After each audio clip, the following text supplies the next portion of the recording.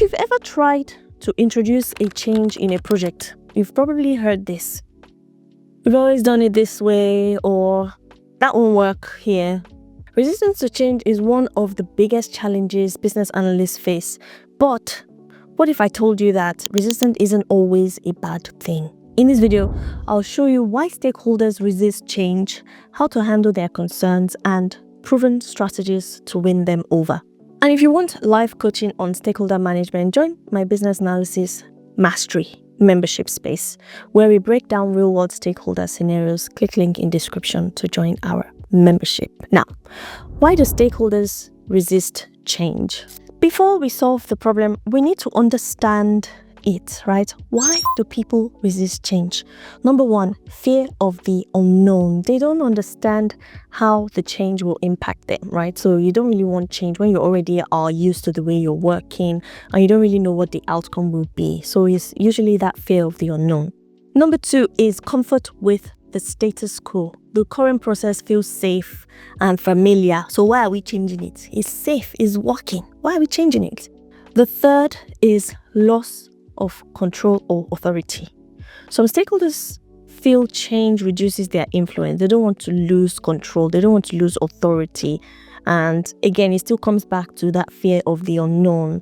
Fourthly is past negative experiences. If a previous change failed, the stakeholders will assume that this one will also fail. So they don't have trust, which leads me to the fifth one, lack of trust in projects. If they weren't consulted, they won't support it. So you need to make sure as BAs that we are building that trust, supporting the stakeholders and meeting their expectations, right?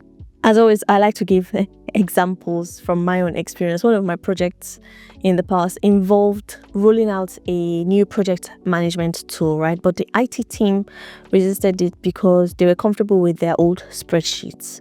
And as a BA, understanding that their fear helped us to adjust our approach and to win them over, right?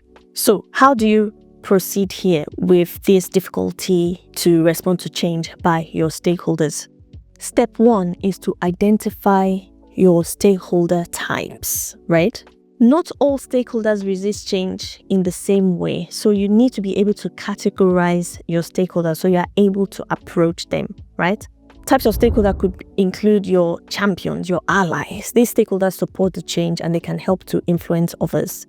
Another type of stakeholder could be your neutral stakeholder, the observers. They don't care much about the change, but they can be persuaded, right?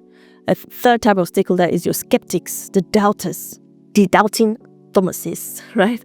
They resist at first, but they can be convinced with the right approach. A fourth type of stakeholder is the opponents, your blockers. They are actively against the change and they may try to stop the change. Step two, use the right communication strategy. So once you know which type of stakeholder that you're dealing with, you can then adjust your communication.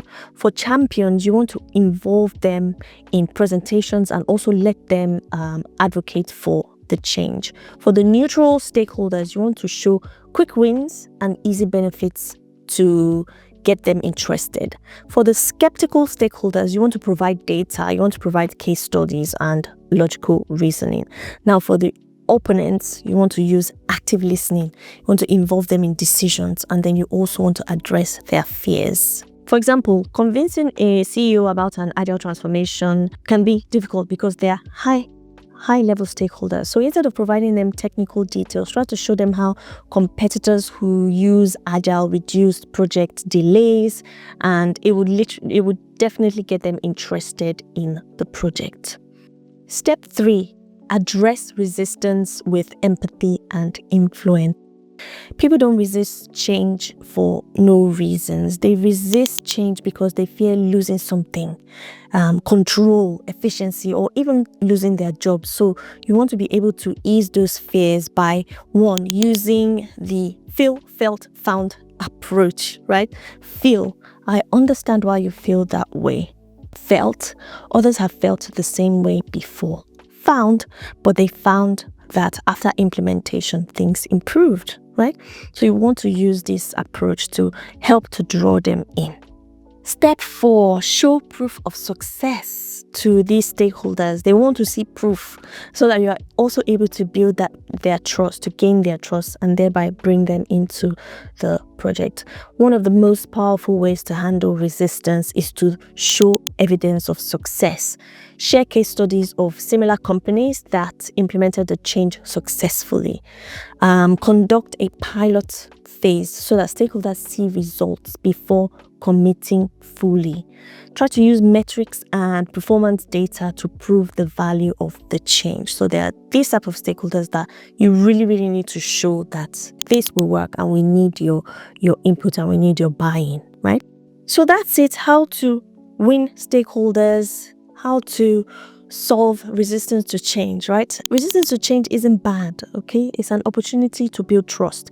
It's an opportunity to communicate better and to drive successful projects. Now, if you want practical, real stakeholder management scenarios, join my Business Analysis Mastery program, where we do live coaching on handling tough stakeholder situations. And tell me in the comments, what's the most difficult stakeholder resistance that you've faced in your career? Let's discuss. As always, please don't forget to like, subscribe, share this video. You never know who it might help. Till I see you in my next one. Peace.